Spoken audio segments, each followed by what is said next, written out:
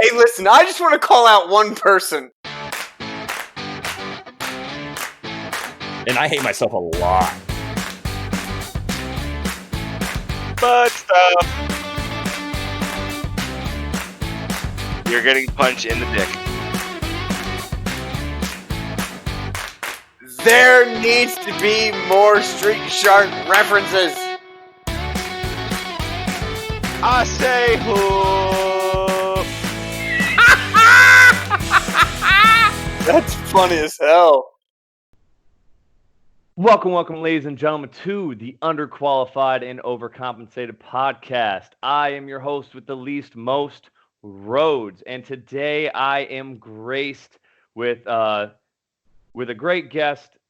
He is a host of his own podcast, Nah Science, and which I love the science pun there, grouping that together.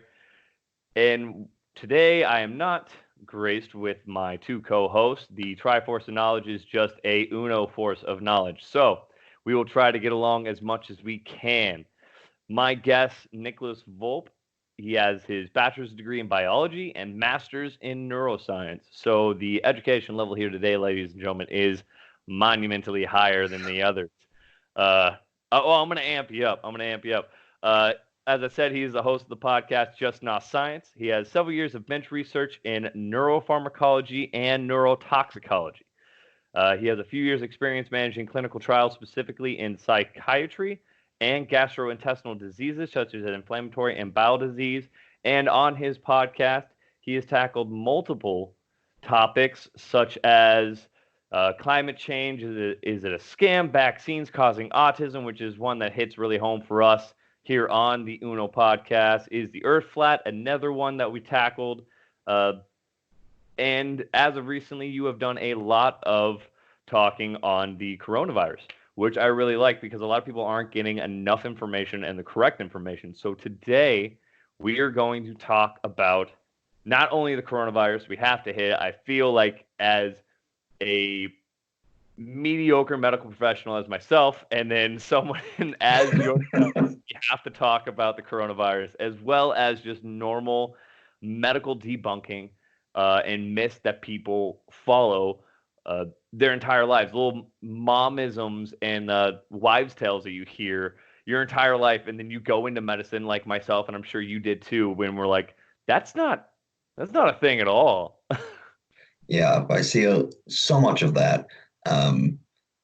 That's what inspired me and my fiance, my co-host, to start our show, was just the tremendous amount of misinformation we would see almost exclusively on Twitter and Facebook. I feel like those are hotbeds for misinformation. Oh yeah, it's kind of insane. Like I'll just be scrolling through and I see things, and I don't really look at Twitter, but I'm on Facebook 90% of the time, like most of anyone else. And I don't ever post anything, but I'm always scrolling through.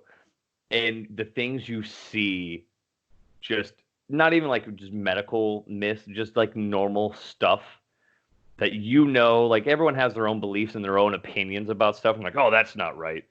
I try to find the actual facts. And people will post things. I'm like, that's not even like opinion based and or fact based. Where do you find this information? Are you just subscribe to Alex Jones only? Like, what's going on here? I think there's a real propensity for people to just believe what they read or what they hear on social media and stuff, just because it's easier than doing the work yourself. And my favorite example of that, it has nothing to do with science, but people were posting this thing on Facebook saying how Halloween one year was going to fall on Friday the 13th. And like, oh, it's the first time in like a couple hundred years. And it's like, really? And people like sharing it like, oh, it's so cool. And, it's extra spooky this year. I'm like, man, you guys really You guys don't know how calendars work. Yeah, critical thinking is at an all-time low. What I love the most, and it happens a lot within the military, is we see something on fire and we're like, we're going to add more gas to that fire. And I love seeing the memes of intentional misguiding. Not as in, I know it's wrong, I just want to cause a firestorm, but like, add antifreeze to your gas tank so it doesn't freeze in the winter. Or, you have to add water to your tires or something like that, or drain your tires every day so they don't freeze. Stuff like that I love because we do that to each other because on the outside, like you have your own military world and we have our own little things that we can joke with people. We have people we have privates brand new to the military. We have them go get blinker fluid. Well, which doesn't exist, of course, because that's not how lights work. Or we tell them, I need grid squares for a map. So I need you to go find me a box of grid squares. Now, if someone said like blinker fluid doesn't exist, I'm not an idiot. Would you then punish them for talking back? Like, how does that work? How do you handle that? No. I mean, there have been times where someone, like, because someone's tried it with me, and I'm not a super intelligent person, but I wasn't born yesterday, and someone's like, "Hey, I need you to go get blinker fluid." I was like, "I'm not retarded." Like, did you see me like licking windows earlier? Because I'm not that kind of level of dumb. So no. If so, it was like, yeah, I'm not gonna go do that. A good leader wouldn't be like, "Oh, well, I'm gonna fuck you up now," because what's the point? You're trying to fuck with them. Anything, they would probably just try to up the ante. Be like, okay, and then like the next day or later that day, try something that's even deeper. Like, hey man, we need an exhaust sample for the Abrams, which is super hot off the back exhaust, and you have a private standing back there with a trash bag trying to catch the exhaust on the back of the Abrams. The bag's like melting, and they're trying to catch it, and then they bag it, and you send them to like the warrant officer or the first sergeant's desk, and he's also tracking what's going on. So he's like, "Oh yeah, no, that's not enough. I need you to go do it again." Oh no. Yeah, or you tell him to find the soft spot in the armor, and we got these big armored vehicles, and you have a private out there with like chalk, and he's tap tap tap, tap tap tap, and then you come back, and there's the little X's all over the side of your truck, and you're like, "Dude, you found soft spots? Those don't exist. That's not a thing." But they just wasted a whole 2 hours of their time marking over a truck. You're like, okay, cool. Now do the other side. 2 hours. Honestly, I thought it was gonna take a lot longer. Well, it depends on the size, how much they find. I found one dude that was like, "How do you know?" And so then I just bullshitted. I'm like, "Well, yeah, you hear that difference? Yeah, that's a soft spot. And then see that, no, that's hard. So you're good there." And he was like, "Oh, okay, I got it." I was like, "Oh, dude." Oh fuck. Yeah, but I mean, so with that, like we find those discrepancies, and we push it out. So then you find military members just pushing stuff out in the civilian world, just kind of like light the fire a little bit. They love doing it with the boogaloo stuff, and then there's other things like the whole blinker fluid kind of things. But then you have other people who just like you say that they almost want the world to burn. Like they just don't know, and they try to find that confirmation bias to prove something. Vaccines is a big one where this happens all the time. Yeah. Vaccines and flat earthers are almost like they don't believe in the same thing, but they're like abridged on the same level of fantasy. They're like I like to imagine them as people who in Alabama or some like deep south who are just like they're cousins and they know they shouldn't be together, but god damn it, they do it anyway. that would be perfect. Like I've talked to flat earthers, and I did a lot of research because on one of our episodes we did conspiracy theories, and flat earth was my topic that I picked. I wanted to tackle this because it boggles me, because education's a big thing for me, like just being educated. Not even formally, just like trying to read things and like always educate yourself as a personal goal should be a thing. And I run into people every day that think that words are evil, so they just don't. And flat earth was my thing, so I researched a lot of it. And then vaccines, of course, being in the medical field, I researched a lot of it. And I have kids, so people ask, "Oh, did you vaccinate your child?" Yeah. And also I'm in the army. How many vaccines I've received? Like they stab me with everything. We don't ask questions like, "Oh, we have to give you this. What is it?" I don't know. Cool. Yeah, right. Yeah, will it kill me? No. Will it potentially keep me from dying? Okay, cool. Like I got smallpox because I went to South Korea. The entire time I was there, did I actually see someone with smallpox? No. But I received it, and it was the worst thing I ever had on my body. But I mean, you need these things, and just people don't research. So we No, kind of skip. that's the problem. They do research, but they research some random person's blog who's all about like all natural stuff and using crystals to heal somehow, and all those are the people whose research they're consuming, and that's part of the problem, like you mentioned before, that confirmation bias. Yeah, and they're just like they're already leaning that way. So then they kind of look more like you look explicitly for what you want, what you like, which is understandable. But you should reach outside the box a little bit sometimes. Like if I find something online that I agree with, I will look it up and I will read the opposition. Yes. So like people talk about like political news, and like I listen to Fox News and CNN. I don't listen to just one. And I watch all sorts of stuff on TV. I listen to different podcasts that cover like different things, even opposing type of theologies and ideas. And so I always try to get more information, but many people aren't like that, where they'll just watch one news source or one channel of information. And you should try to branch out. So if you're listening to this podcast, great job on finding us. And hopefully we can provide that other branch of information. So you have your master's in neuroscience, was it? Yes. I know I just said it, but I also have a terrible memory, so I immediately forgot what I said. No, that you were right. You got it. Master's in neuroscience. So since we kind of skipped it at the beginning, how does someone go into that? Because I'm a medic, so we're EMTs on the civilian side, and then on the Army side, they give us more medical training. So we're right about the level of a paramedic when it comes with everything in our trauma medicine that we learn. We don't really go into that deep bit of science, and medical has always been an interest of mine. I wanted to be a biomedical engineer when I was going into college, and I thought about being a PA and stuff like that. So I love medical education. How does someone just go to wanting to be a neuroscientist? Like, that's a very long kind of schooling, isn't it? It was 6 years, 6.5 years, something like that. Wasn't terribly long. I've been training MMA longer than I was in college.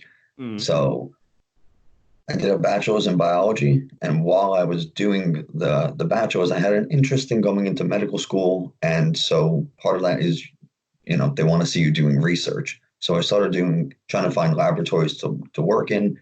And in my junior year of college, I found a neuroscience lab who the person who ran the lab, the PI, the principal investigator, he was teaching a neuroscience course. And so I took his course just so I could bother his doctoral student to get into that lab, because they told me no like 4 times.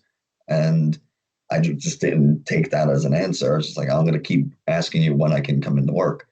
So eventually they said, okay. That's how you get stuff done. Yeah, you just bother the shit out of them, and eventually they'll just say yes to get you to stop.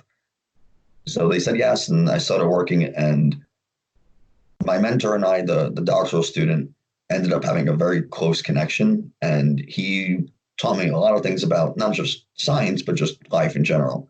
So then I decided to continue and pursue neuroscience as a career, and just, got my master's in it, and eventually I'll be getting a PhD.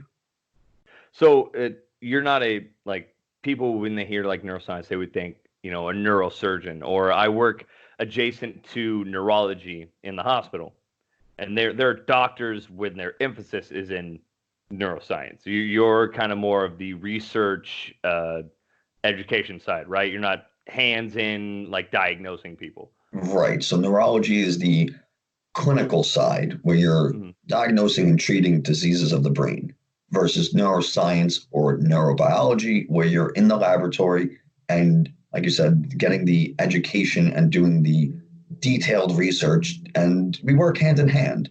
Neurology provides clinical information for us, and then that helps us determine what we need to research, and then we do that research, provide that information to the clinicians so that they can treat patients better, and then it's like a feedback loop. If they get better or they don't get better, then we know, okay, we have to try something else, and it goes around like that. Okay, very cool. Yeah, so one of my ideas when I was younger, I wanted to go into research of Alzheimer's research and treatment and stuff like that. And so that would be more your realm, and then people on the clinical side would be the ones treating that and going off of your information on how to treat it with medications. Right. Very cool. So, you do your podcast with your fiance. Is Yes. she also a super mega science genius, or? She's way smarter than I am, but she's a high school science teacher, and she's a big nerd. And I can say that because she's not here. She went to science camp, and I always make fun of her for that. Yeah, that's a next step level. That's like, yeah, you're going a little further. It's like you were an athlete in college, but then like you went to sports camps. Like that means like you were in it. You thought you were going to the NFL. Yeah. Yeah, like So- if you're in science classes, AP science, all right, cool, you're looking for college, but you go to science camp, you like science. You fucking love science. Yeah, you love science. Yeah, she's a big old nerd. But she used that education a little bit differently than I did. She was very hands-on conservation and environmental work. So she's done trail restoration work in Yosemite National Park. She went to Costa Rica to do research. She went to Africa twice to do work there. She worked at a big cat sanctuary in Arkansas. She was a zookeeper for a while. She got attacked by a monkey. That was fun. Wow. Yeah, she did an interview on a different podcast where she tells the entire story, and it's buck wild. Wow. That is quite a life. Like I would like to think that I have lived an interesting life going different places, but that's a whole new level. That's actually really cool that you guys can kind of have that group love of just science basic. Yeah. Some people think, that you have the different sides, but really and one thing that I try to defend is if you are a scientist and you have studies in science, you don't always just stay in your realm. You branch out and you just learn different things. Like people, shit on Bill Nye or Neil deGrasse Tyson for talking about stuff outside of their niche area. They're like, oh, well, Neil deGrasse Tyson, he's just an astrophysicist, and Bill Nye, he's not even a doctor. Like, well, no, he's an engineer, but it doesn't mean that you're not around all these different things and you could do research.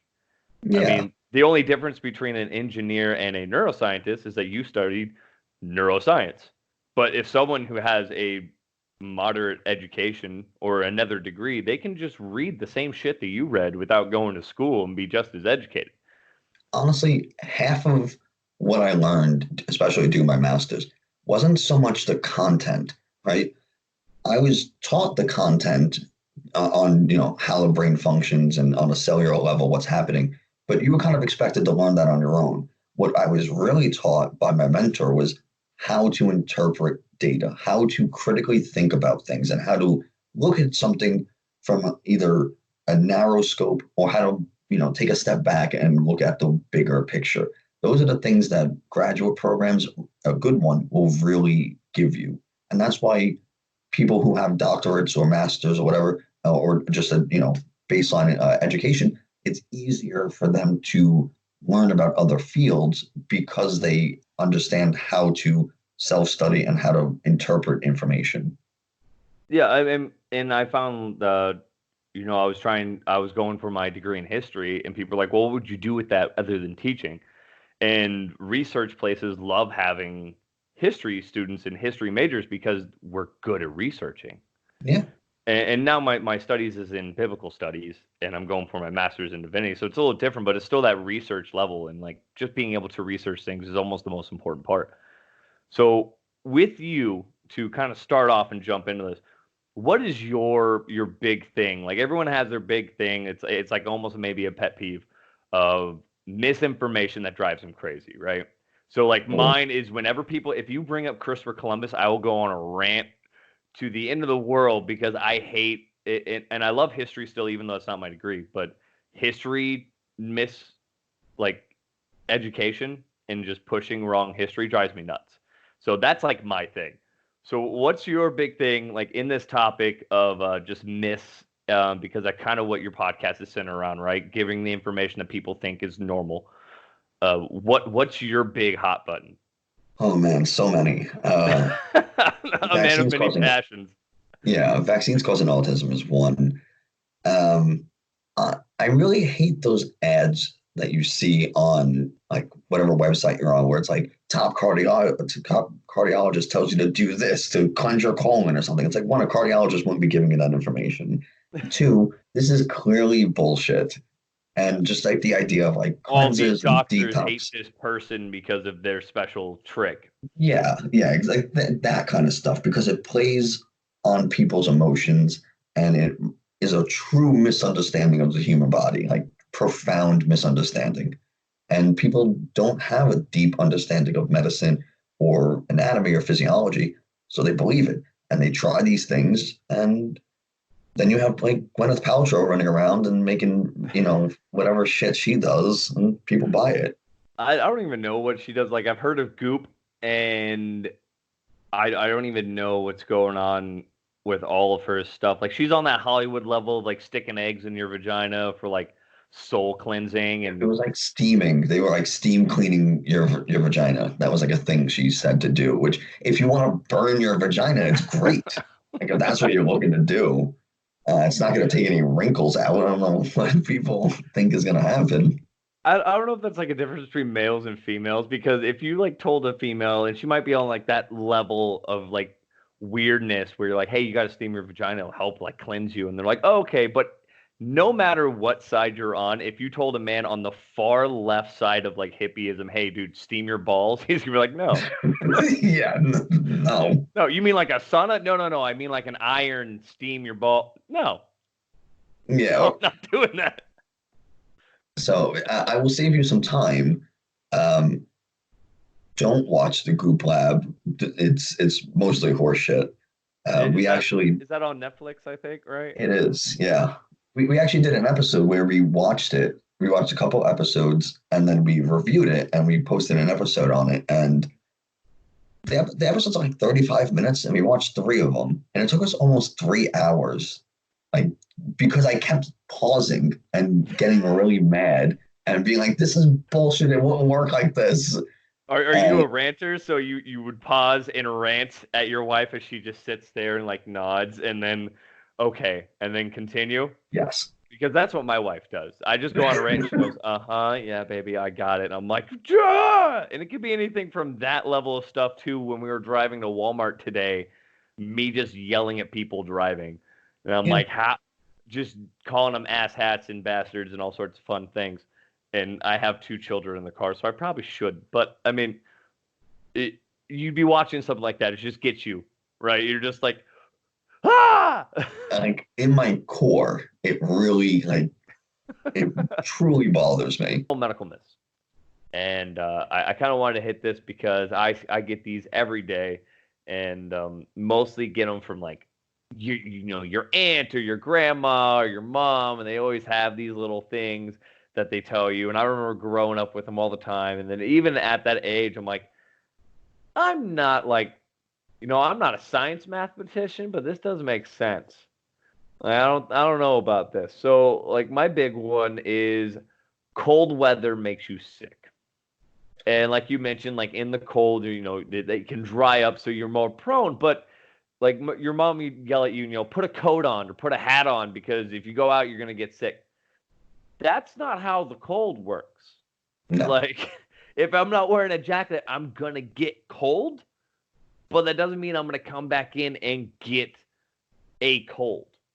Or you might get hypothermia, but you're not going to get cold. No, a cold is caused by, I mentioned before, about 20% of them, 1 out of every 5 is caused by a coronavirus, and the other 80 or so is caused by what's called a rhinovirus. And rhino comes from either Greek or Latin, meaning nose. Mm-hmm. And historically, people call it a cold. They thought that because they didn't understand that viruses and bacteria existed. So that myth or that misconception comes from our general understanding of the world. We thought people were getting sick because they were cold, but really it was just they were getting a virus. Yeah. It's very simple. And I brought that up to my mom when I was home. I was in Colorado in January in December, and it was cold as shit. And Like I was just outside in like a normal like pullover sweater. And she's like, you need a jacket on or you're gonna get a cold. And I was like, Mom, that's not how science remotely works. And she's like, put on a fucking jacket. She just looked at me like, so you're gonna put on a fucking jacket? I was like, yeah, I'll put on a jacket. Okay. Well, it's the same thing when people say like wet hair gets you sick. Like, don't go outside with wet hair because you're gonna get sick. Like that's not how it works. It's a virus, or if we're talking about colds and flus, or bacterial infection that gets you sick. Having wet hair and going outside, even if it's 30 degrees, you'll feel colder, sure, but it won't get you sick. If you go to sleep with wet hair, even if you have the fan on or the AC on, you're not going to get sick. It might make your hair more brittle because wet hair has a higher tendency to like have split ends and stuff. But it's going to make you cold because of the cooling process of evaporation. Yeah, but it won't get you sick. You'll just maybe be a little cold. Yeah, we do a cold conservation class in the Army. I have to teach it like every year about putting on the right bundle of clothing and like frostbite treatment, stuff like that. And, a common misconception that I had to break down was you lose most of your heat through your head. And you don't. If you're not wearing anything on your head, or it's just if you're wearing clothes and you're wearing all this padding, it's going to exit out of the clothing, but it's going to funnel and come out this way. So if you're looking at it through a heat radar, it's going to show a lot of heat coming this way. And then you're going to feel cold because your skin on your head is a lot thinner. It's mostly capillaries. It's less fat, so it's colder. You're going to feel cold. So you're not going to lose a lot of heat through your head. You don't have to put a beanie on because it's cold. Put it on because it's fucking cold, but you're not going to, get hypothermia from it. It's just a lot of things as such that we only use 10% of our brains. Oh yeah, that's a misnomer. I forget. I don't even remember. It was like an entire phrase or like a thing that people only quote like the beginning of it. Like the idea of like all those phrases like curiosity killed a cat. That's only half of it. The other half is, but satisfaction brought it back. Okay, I didn't know that. There's a bunch of phrases like that where we only quote the first half of it, and I used to know more of them off the top of my head. But we use all of our brain at all times. The idea behind we only use 10% of it is enticing for like motivational speakers and stuff because they want to make you think that there's some untapped, untriggered potential inside you. That if you follow their, 7-step process, you can awaken, the best version of yourself or some bullshit. Mm-hmm. But really, your brain is being used at all times. Smaller things like if you're ever driving and you're looking for somebody's house and you find yourself turning down the radio and you're like, I don't use my ears to see, so I don't know why the fuck I'm doing this. Yeah, let me turn the radio down so I can think better. But there is actually a reason for that. And the reason is we only have a finite amount of blood supplying our brain. Our brain itself doesn't actually have any blood. The vessels that overlay or surround our brain, you can only get so much blood to the brain at once. So you have to kind of prioritize, or your brain prioritizes where that blood is directed. And if you're looking for something, well, you don't need as much blood in your ears to listen to your music as you do in the occipital lobe to process visual information. So there's kind of like a shift in blood flow or glucose or sugar consumption. And if you were to do like what's called a PET scan, which shows activity in the brain, you would see if you gave somebody music to listen to next to their ears, the part of the brain called the temporal lobe, that would light up brighter than the rest because you're using it. If you showed someone something in the back of the skull, the occipital lobe, that would light up. So depending on what you're doing will drive activity. So you don't use only 10%, but you may be putting more focus on a part of the brain depending on what you're currently doing. Yes. That makes sense. I mean, the movie Limitless, talked about. I love the concept of it, and just the movie on an entertaining level is entertaining. On a science level, of course, it would be upsetting. I guess for like a neuroscientist, like you're just like, that's not how life works. And like the movie Lucy, I'm sure that drives you crazy. I don't think I saw that one. I'm not a big movie person. Oh, okay. I'm a huge cinephile. Lucy had Scarlett Johansson in it, and like they created a drug, kind of like the Limitless drug, but it would just kind of it was on the premise that you use 10% of your brain. And Morgan Freeman says that quote in like the beginning of the movie because he's like some neuroscientist. And she had the drugs in her stomach. They got opened up because she was being a drug mule or whatever happened, and she got exposed to it. And then so she started being able to do all these incredible things, which also included like learning how to be fucking Bruce Lee in a matter of minutes and manipulate like space time. So it was like saying that if we could truly access 100% of our brain capacity, that we could access all these things. And it was an interesting concept, even though that was like far off on the side. I would recommend watching it if you feel like being super angry one of these days. Which is my default setting. But just upset at science. so wait, she had the drug in her stomach and she got exposed to it like in her bloodstream, and then like she became like a fucking martial art master. Well, yeah, it was like so. I think it was along the premise. I haven't seen it in a few years, but it was along the premise like she got access to it, but then she was getting, interrogated or beaten up, and she got punched in the stomach, and the drugs got punctured. It wasn't in her stomach, it was in her abdomen, because she was muling it, and so then it got exposed to her bloodstream, and then from there, like just she became stronger and faster and more cognizant. And then, like, being able to see something, she could then regurgitate it. So watching someone fight, she could then regurgitate it and, like, learn languages. And it opened up the access of all the mind. So it was like some sort of Stephen Hawking Limitless type thing. Do you know what bothers me the most about that? Surrounding your brain is a thing called the blood-brain barrier, which keeps, as it suggests, blood, viruses, bacteria, all these things, including drugs and medications, from getting to your brain. Now, certain ones, obviously, there's a whole class of psychiatric and psychedelic there's drugs specific drugs designed to pierce that barrier. It's not even so much pierce; it's more like allowed in, right? Yeah. Like your brain has like bouncers around it at all times, and only the cool guys get to go through the velvet ropes. So nothing's like breaking through the barrier. It's just like it's being allowed access, and it has to do with its size and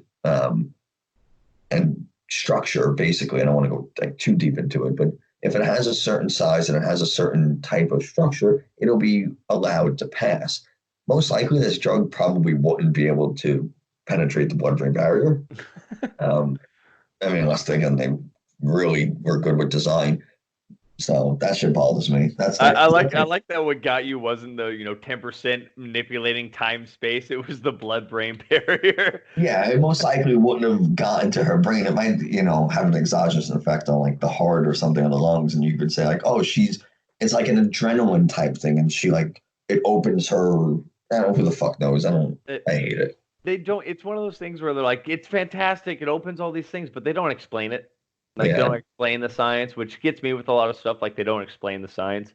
Like, being a medic, my wife hates watching medical shows with me because I'll diagnose what's going on before, like, the big scene where they diagnose it. So it'll be a car crash, and the EMTs are coming up, and, like, someone can't breathe. I'm like, oh, they need to do a cricothyroidotomy. And then 30 seconds later, like, I need to do a crike, and my wife will just look at me because I look at her like I did like a good boy thing. So I look at her as like a smug thing. Yeah, and I see it like, hey, you're married to a badass medic. How do you feel about it? And she's just like, you're fucking dumb. Yeah, because on top of that being a good medic, she also has seen me do dumb shit. So she's like, the trademark of a man. It's why we live less. So why life expectancy is shorter. Oh yeah, she's like, you may be a good medic, but you're stupid. Like all the time, I'll be like, well, you need to do an NCD above the fourth rib on the side and the anterior, line. And then they'll do it. I'm like, ha ha ha ha. But another one that drives me crazy, and being involved in martial arts, as we spoke of earlier, it happens. And then with my kid, like she biffs it all the fucking time, and so I've had to explain this to my wife and my in-laws a lot too. You need to stay awake if you've had a concussion. Oh, yes. Like you don't, you can actually go to sleep. In fact, most of the time you should. Yeah. Now, wait, let me There is qualify a that statement. disclaimer there. There is a disclaimer which I'm sure you're about to hit. So Yes. If you feel like you've had a concussion, call a doctor. Don't listen to me. I'm going to say this for entertainment purposes. Most concussions, they're not severe in nature. They're more mild. And mild concussions, you can go to sleep. It's fine. It's the severe ones where you need to stay awake, where your risk of going into a coma is high. yeah, when you actually have a brain bleed or something like that, that's when you have to worry about it. The times that you need to worry, like you said, is a brain bleed. If you are having difficulty understanding other person's speech, or if you are slurring your own speech. And finally, if you will have memory loss from a few seconds before the concussion, those instances, you probably have a more severe concussion, which definitely warrants a trip to the ER, and you may not want to go to sleep or may not let someone else go to sleep. Yeah. But if you just got like hit and you're all rattled and, you throw up and then you're like, I'm fine, you're probably fine. Yeah. The way that I explain it is to family and friends and people is, if you get a concussion and hours later you feel like going to sleep, go to sleep. But if you get a concussion, you're sitting there and you feel yourself like your body's shutting you down, go get seen. Unless it's, you've been up all day, it's midnight, you get hit in the head and you feel tired and you're like, oh shit, I'm falling asleep. It's probably because you're tired. But when in Yes. doubt, go see a doctor. Like my daughter, she fell, she hit her head, and 30 minutes later, she was like falling asleep on the couch. And my wife's like, oh, should we let her sleep? I'm like, well, it's 8 o'clock at night. So yeah, she's fine. Like she wants to go to sleep at this point. Children at 8 o'clock all of a sudden shut down. They can't stay awake. Yeah, But listen, any head injury should be cause for, being seen by the doctor. I mean, when I got my concussion, I've only had one, fortunately. I was helping somebody train for an MMA fight, and I got cracked. But I wasn't wearing headgear because I was like 22 and stupid. So, man. yeah, I wasn't wearing headgear, and mostly because I didn't know we were going to do that. It's just like I came in to train, and at the end, they're like, oh, Nick, whoever, you guys got to stay. We gotta spar. And he was fucking throwing. So I got hit. And it was like 3 o'clock in the afternoon. I could still tell you all the details. Didn't drop or anything. She got hit. And I was like, man, that really hurt. And then we kept training for like another 30 minutes. We were doing some grappling. Then I went home, and it wasn't until like 10 o'clock when I was driving home after going to an ex-girlfriend's, where everything hit me all at once several hours later. Like the dizziness, the lightheaded, the nausea, everything. My vision was blurry. I was like, holy shit, like this isn't a good time to be driving over a bridge. And I got home and I immediately threw up, and I called my doctor, and he was like, are you slurring your speech? I was like, I don't know. You tell me. You're the one, I'm talking to you. You tell me. He's like, can you understand what I'm saying? I was like, do my answers make sense? And after that, I think he got a little annoyed at me for being a smartass, which I don't blame him. And he's like, you're fine, go to bed. I was like, you sure? He's like, yeah, newer research, go to sleep. I was like, all right, fine, whatever. And I did. And I don't think I'm like fully okay. I think there is something wrong with me, but that's just me. So I agree. I think after you even have just a mild concussion, there are differences, I feel, because I have had way more than one. I'm a very athletic person, but sometimes this shit happens to me, and I've never broken any bones, but I have definitely fallen off of roofs and fences, and through years of getting kicked in the face and thrown on my head from wrestling and jiu-jitsu, it happens. And surprisingly enough, I've never gotten like majorly injured in the Army. It's all been on my own time. I'm physically resilient. I'm that guy that'll biff it and I'm like, I'm good. But then I have friends who like fall 2 steps and they shatter their entire femur. I'm a little bit more resilient than that, but there is a little difference. Like I said, my memory sucks, and it sucks. And I think the concussions have to have something to do with it. And there's been hundreds of research, thousands, millions of research that have gone into football, especially football, because that's head-to-head contact all the time. Wrestlers and martial artists, not as much. MMA fighters, super big component for severe, and boxers, severe TBI, and soldiers. And there's more research going into it every day because it specifically affects like military. But in a nutshell, as you said, don't really be too worried about a minor concussion. If anything doesn't seem right other than just being, kind of knocked off your rocker, you'll probably be okay. It is scary though. Seeing someone get knocked out and they don't really know what they're doing or where they're going.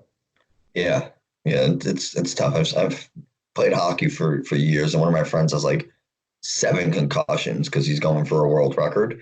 And yeah, achieve what you're good at. Achieve what you know. That's what I always say. So I've seen him get like checked into the boards and just drop. It's like, damn, that can't be good. And it's not. Let me tell you, he's. Well, I've scrolled through this list that I have here, and actually, we just oddly have hit a lot of these, just naturally. Yeah. Can I throw 2 out there real quick? Yeah. What are 2 normal like misnomers that you kind of hit on? People think the cold turns into the flu.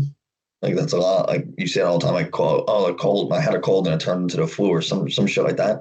They are different viruses. I mentioned before, colds are usually caused by a rhinovirus or coronavirus, and flus are influenza. They are totally different. They do not morph into one another. Mm-hmm. And the other is that people think the flu shot or the flu vaccine gives you the flu. That is another big one. I forgot that we didn't hit on that. And it absolutely doesn't. It does not. In fact, on our that is one episode, though that has been like been expanding. More and more people know that now. Surprisingly, like so. I've heard it from more people nowadays. They're like, oh well, actually, but then usually it's from someone dumb says, oh, and I'm gonna get sick because I had it, and then someone other than me corrects them and goes, oh well, that actually can't give you the flu, and I'm like, what? Good on you, non-medical person, for knowing that. So. In the podcast episode where we talked about all these myths and misconceptions, we read a couple of tweets about each topic. So, like when we talk about the cold turning into the flu, or flu you guys shot go into Twitter science. Yeah, that's our whole show. So we will like find tweets and then like we'll read them and then we'll make fun of them a little and then we'll talk about the real science. So one of the tweets someone said was, the flu shot gave me the flu twice, the only year I took it. And it's like the idea of the flu shot giving you the flu twice, like it just doesn't work. That's not how it happens. And someone else said, still can't decide if the flu shot gave me the flu or if I'm just stupid. And I got bad news for that person. It's not the first one. Yeah, I think we know which one it is. Oh, yeah, it's just it doesn't give you the flu. But some people do think that you get the flu shot and, it keeps you from getting sick. It keeps you from getting that strain of the flu that they have like combined into that flu vaccine. Yes. There are other strains out there that aren't in that flu vaccine because the viruses are constantly changing and not necessarily changing their symptoms or how they're transmitted, but a way to treat them.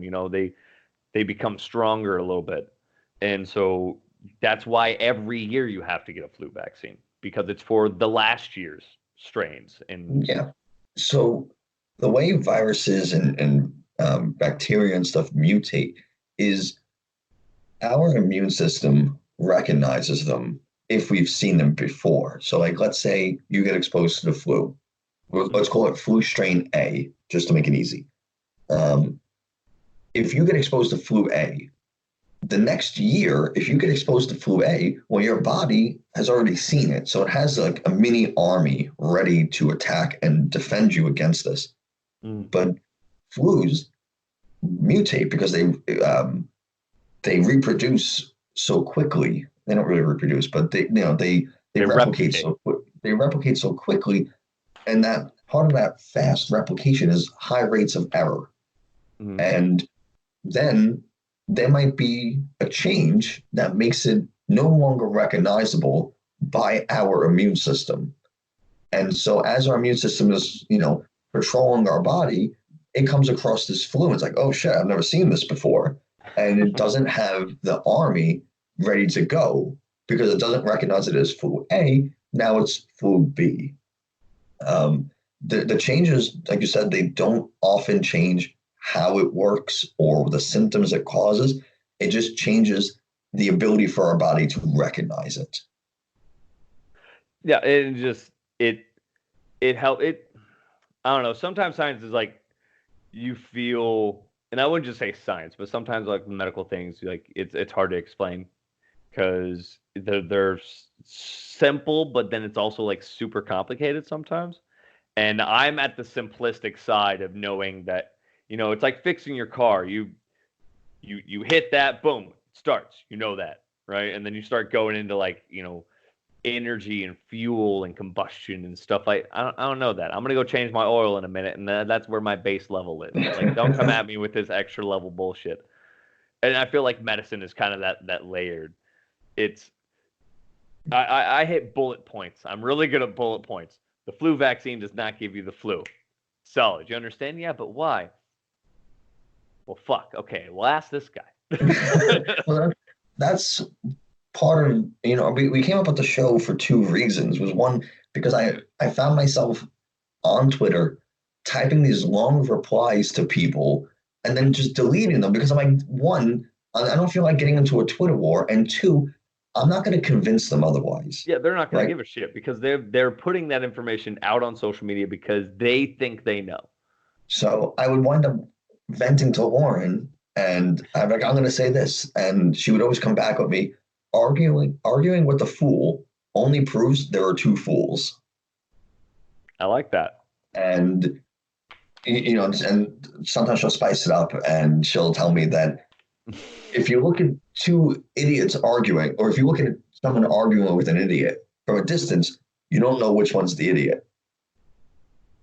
That's some high school teacher fucking philosophy science right there. That's what that is. She uses that shit on the kids all the time. And oh yeah.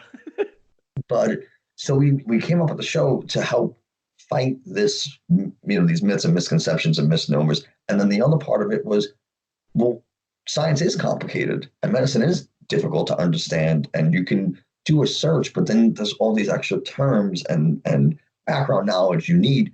So we try to make it as accessible as possible and explain what is happening on a level that someone who's a non-medical professional, science personnel can understand.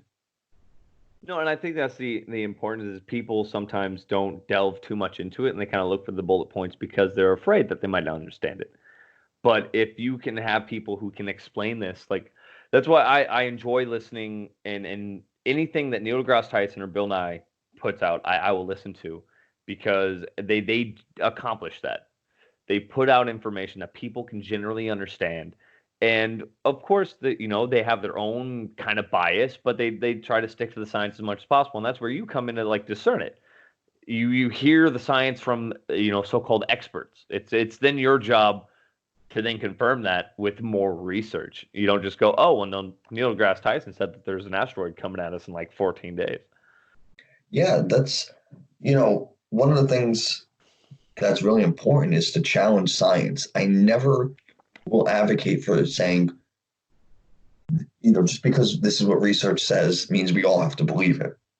There's nothing wrong with questioning and going and doing your own study. But when something has been established for so long, or, it's so hard to refute, then it starts to become difficult to challenge it. something like evolution or vaccines not causing autism, the amount of research that exists is tremendous. Mm. So for someone to be like, oh, but this one study, yeah, but we found that that one study was actually fraudulent. The guy was falsifying data. He had his medical license taken away. He was barred from doing research ever again. But nobody in that community wants to talk about any of that.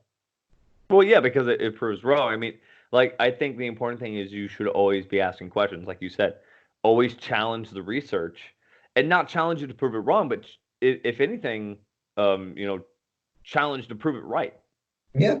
Like, And challenge it to prove it wrong to make it right. Because, Stephen Hawking is this was this amazing scientist. He is like the foreknown space-time expert.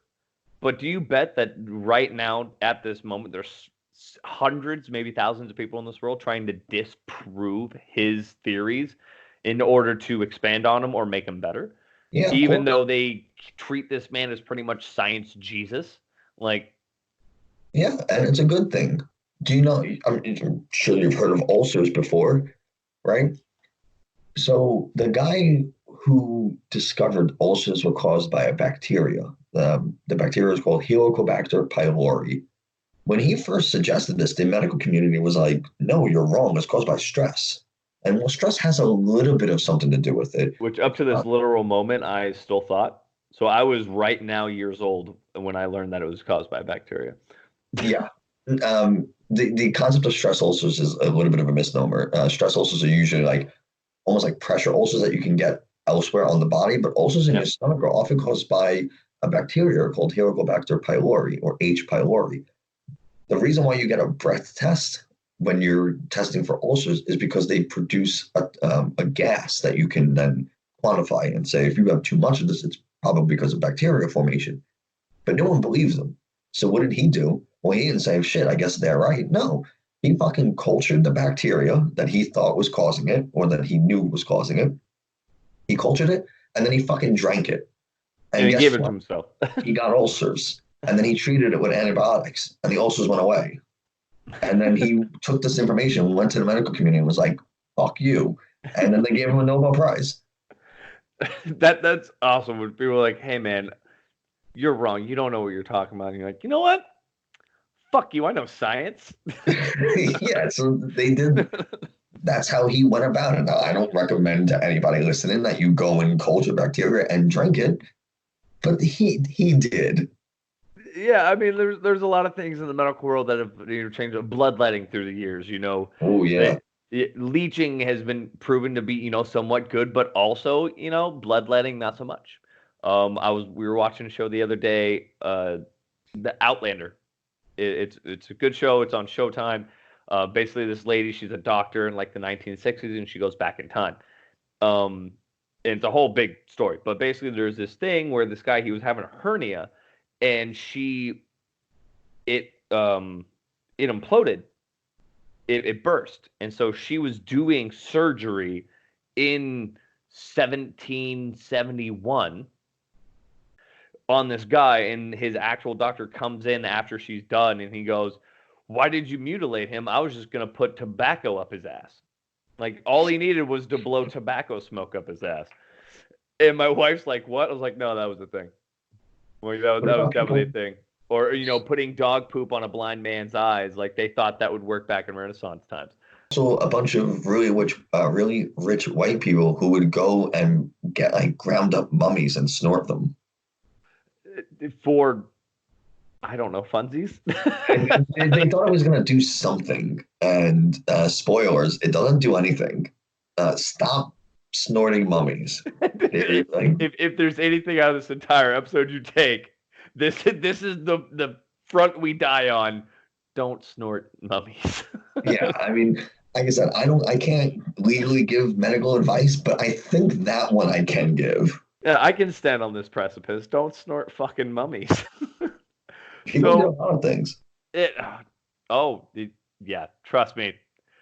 Anyone listening right now who's been in the military knows that statement is a hard fact.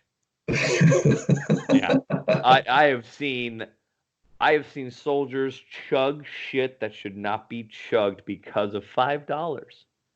Yeah. Like, hey, man, we have to put like a big drip pan underneath our trucks, in case Oh, oil and shit comes down. It'd be a drip oh, pan with like water and oil and like mold on top of it out in the rain. It's been there for months. Hey, bet you won't drink some of that for $5. Soldier's already doing it before you said how much money it was. And and then I'm just standing there like as their boss, like, I have to rely on you guys if we go to war. Y'all are fucking dumb. I ain't going to war with you fucking idiots. You really instilled a lot of faith in me for Yeah. the military. Oh yeah, I try to stress people we're just like you, man. We're just like everyone else. And Well, the I thing is, wish like, you if you weren't. would, well, You yeah, should I be would better too. than me. I wish we weren't. But and the fun thing is like we have this switch. So if you put us in a situation where we have to be military badasses and fight in combat, those idiots drinking out of the fucking drip pan will turn into fucking murderers in half a second. But then you go and you give them downtime and let them culminate in their own fucking thoughts for a hot minute, and they're going to continue doing dumb shit. It's just, and a lot of these guys are 18, 19, 20, and they're just young and dumb and willing to do whatever the fuck they can to entertain themselves. But then you tell them, hey, go kill that building, and they're like, I'm going to go kill that entire building. Listen, anybody in the military, any branch, any station, any job is a better person than me. So I can't say shit. I truly respect and admire the work that every person in any facet of the armed forces, whether it's themselves and their families, I truly respect and admire them. So I didn't get a chance to say before. I said it off the air, but thank you and to everybody in the armed forces for their service. It's extremely important, and it's something that I could not do. I'm just not built for that. And if you guys have whatever you have to do to have fun, pass the time, and whatever, fucking do it. If that means drinking month-old oil, whatever. I don't. If that's how you psych yourself up to go do your job, then fucking do it. It's a whole nother episode to go into just the shit I've seen in 8 years. But thank you on behalf of the entire military audience that we have. Thank you for your appreciation. And it's just we do what we do. And a lot of people, they won't think that we're necessarily these big things, and it's just another job. But I mean, I understand, and most of us do. But there are some people that don't belong. But, there are some people that are willing to do it, and that's what matters. And we appreciate you guys just as much as everyone else appreciates us. And there's far more people that I've worked with that have done greater things than me. And I just try to do my best and help them out. So on that, from myself, from my two imaginary co-hosts who could not be with us today, we thank you, Nick, for being on with us and expanding upon this knowledge. And sometimes we wait a little bit and it'll be like 2-3 weeks till we put in an episode, but I have to put this out now because otherwise in 2-3 weeks we might all be dead and it's just irrelevant. So this could be the episode that saves the world. This is the episode that saves the world with our information. Well, thank you very much for having me. I really did appreciate, sitting here talking and trying to do my small part in getting accurate and important medical information out there. Yeah, no, we appreciate having you on, and everyone else, please check out his podcast, Just Nah Science. Watch it. They're very funny, very informative, and I think you guys will learn something, which is what we here at the Uno Podcast stand for, which is just learning. Check out our social media. We're on Spotify, SoundCloud, Facebook, YouTube, Apple Music, as I'm sure you are also all over all these platforms. Yeah, name a platform, Spotify, Google, Apple, Castbox, everything, Twitter, Instagram, Facebook. It's all at Just Nah Science, just NA Science. All right. Thank you, guys. We'll catch you later. Stay tuned. Thanks for the support. Thank you.